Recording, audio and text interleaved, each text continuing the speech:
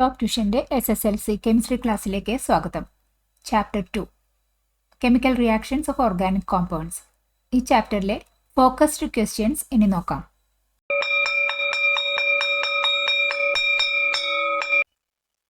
Question: what are organic reactions? Name the major classifications of organic reactions. Organic reactions എന്നാൽ organic കോമ്പൗണ്ട്സിൻ്റെ reactions ആണ്. Organic കോമ്പൗണ്ട്സിൻ്റെ റിയാക്ഷൻസിനെ മേജറായിട്ട് ക്ലാസിഫൈ ചെയ്തിരിക്കുന്നത് substitution reaction, addition reactions, polymerisation reaction. Polymerisation reaction രണ്ട് തരത്തിലാകാം: അഡീഷൻ പോളിമറൈസേഷൻ, കണ്ടൻസേഷൻ പോളിമറൈസേഷൻ. പിന്നെ thermal cracking and combustion. Organic കോമ്പൗണ്ടിൻ്റെ റിയാക്ഷൻസ് ഇതിൽ ഏതെങ്കിലും കാറ്റഗറിയിൽ പെടാം. ഒരു കെമിക്കൽ റിയാക്ഷൻ മീഥേൻ ക്ലോറിനുമായിട്ട് റിയാക്ട് ചെയ്തിട്ട് ക്ലോറോമീഥേനും HCl ഉണ്ടാകുന്ന ആ കെമിക്കൽ റിയാക്ഷൻ തന്നിട്ടുണ്ട്. Answer the given questions. First question ചോദിച്ചിരിക്കുന്നത് which hydrocarbon is given as the reactant. ഇവിടെ ഉപയോഗിച്ചിരിക്കുന്ന ഹൈഡ്രോകാർബൺ റിയാക്റ്റൻ്റായിട്ട് ഉപയോഗിച്ചിരിക്കുന്നത് methane. Which atom replaces hydrogen in the hydrocarbon. ഈ ഹൈഡ്രോകാർബണിലെ ഹൈഡ്രജനെ റീപ്ലേസ് ചെയ്തത് ഏതാറ്റമാണ്? Cl, chlorine. Write the IUPAC name of the product. ഇവിടെ കിട്ടിയിരിക്കുന്ന പ്രോഡക്റ്റ് CH3Cl ആണ്. അപ്പോൾ ഇതിൻ്റെ IUPAC name chloro methane. Question: ഇവിടെ ഈഥീനും ഹൈഡ്രജനും തമ്മിലുള്ള റിയാക്ഷൻ്റെ കെമിക്കൽ ഇക്വേഷനാണ് തന്നിരിക്കുന്നത്. ഈഥെയിനായിട്ട് പ്രോഡക്റ്റും കിട്ടി. Answer the given questions. First one, what change take place in the carbon-carbon double bond in ethene? ഈഥീനിലെ ഈ കാർബൺ ഡബിൾ ബോണ്ടിന് എന്താണ് സംഭവിച്ചത്? ഒരു സിംഗിൾ ബോണ്ടായി മാറി പ്രോഡക്റ്റിൽ. ഏത് പ്രോഡക്റ്റാണ് കിട്ടിയത്? ഈഥെയിൻ, സാച്ചുറേറ്റഡ് ആയിട്ടുള്ള ഈഥെയിൻ.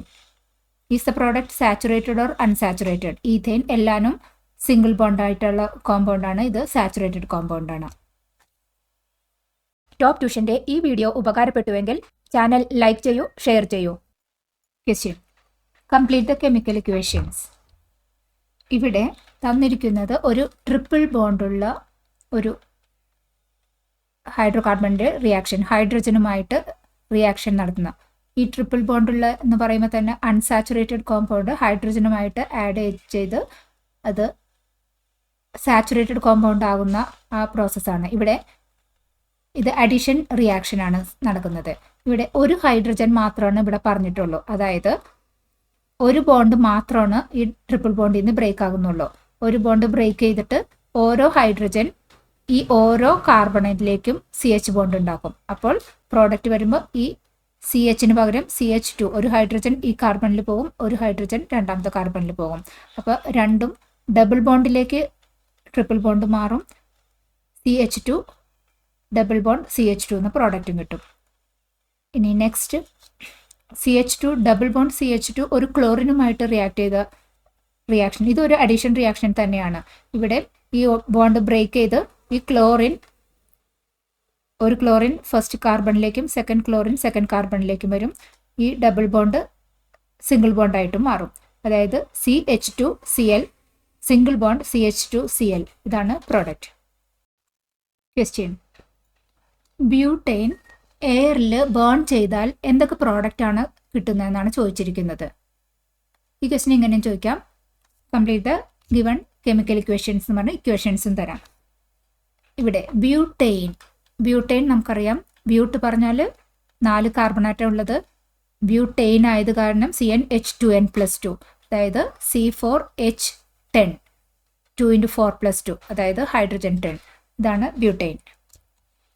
തന്നിരിക്കുന്ന ഇക്വേഷൻ ഇതാണ്. ബ്യൂട്ടൈൻ എയറിൽ ബേൺ ചെയ്ത് കഴിഞ്ഞാൽ എന്തൊക്കെ പ്രോഡക്ട്സ് ആണ് ഉണ്ടാകുന്നത്? കാർബൺ ഡൈ ഓക്സൈഡും വാട്ടറും ഉണ്ടാകും.